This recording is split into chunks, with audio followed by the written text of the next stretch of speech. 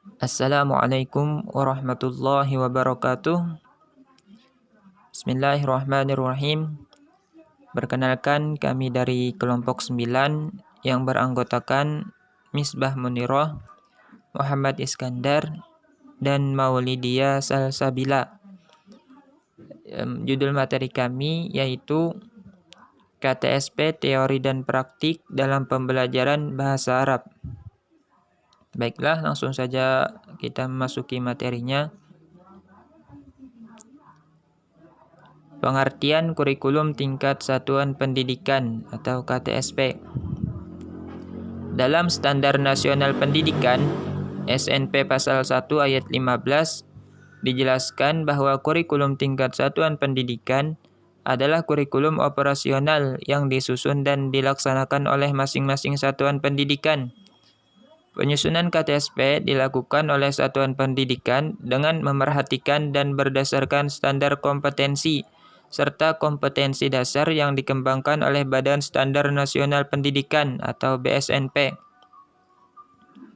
KTSP adalah kurikulum operasional yang disusun oleh dan dilaksanakan di masing-masing satuan pendidikan, sekolah atau madrasah, serta menjadi acuan dan pedoman dalam pelaksanaan pendidikan untuk mengembangkan berbagai ranah pendidikan yang meliputi ranah pengetahuan, keterampilan, dan sikap dalam seluruh jenjang dan jalur pendidikan, khususnya pada jalur pendidikan sekolah.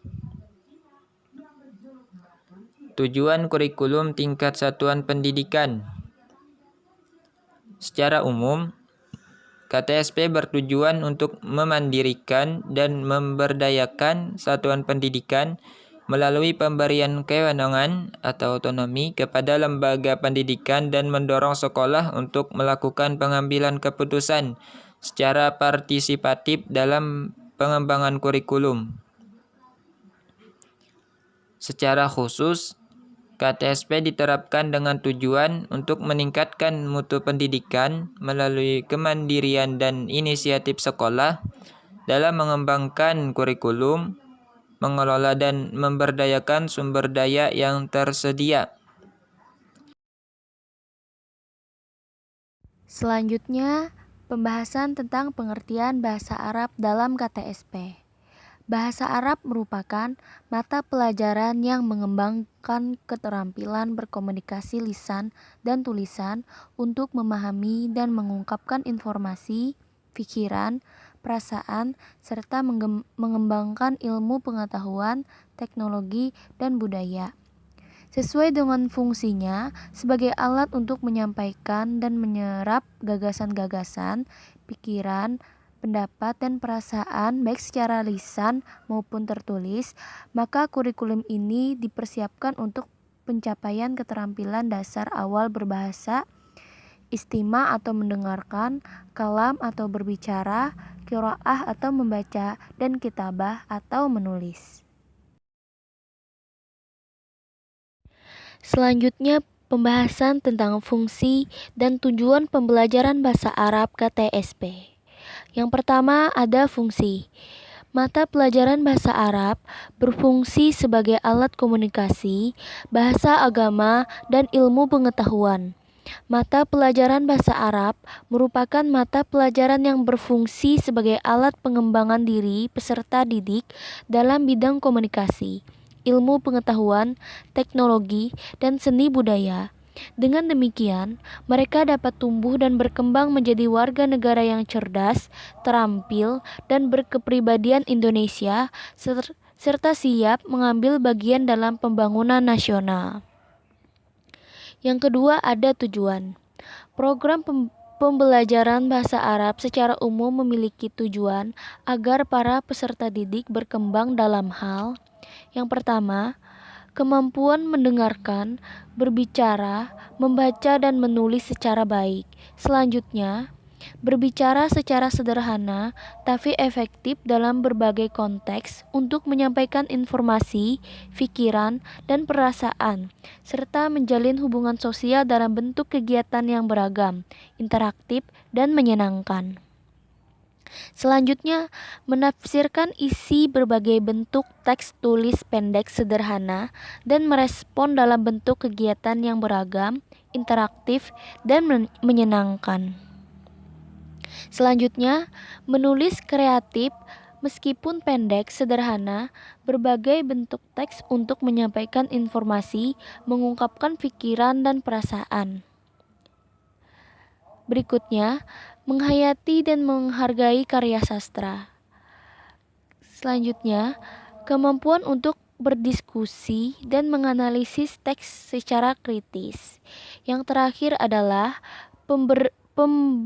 perbendaharaan kata Arab Fusha sebanyak 1000 kata dalam berbagai bentuk kata dan pola kalimat yang diprogramkan meliputi tema tentang kegiatan sehari-hari, akidah dan ibadah. Rasionalisasi penguasaan 1000 kata tersebut adalah 300 kata pada jenjang ibtidaiyah dan 700 kata pada jenjang sanawiyah. Materi selanjutnya adalah ruang lingkup materi bahasa Arab KTSP. Aspek mata pelajaran bahasa Arab meliputi hal-hal berikut. Keterampilan berbahasa, yaitu menyimak, berbicara, membaca, dan menulis.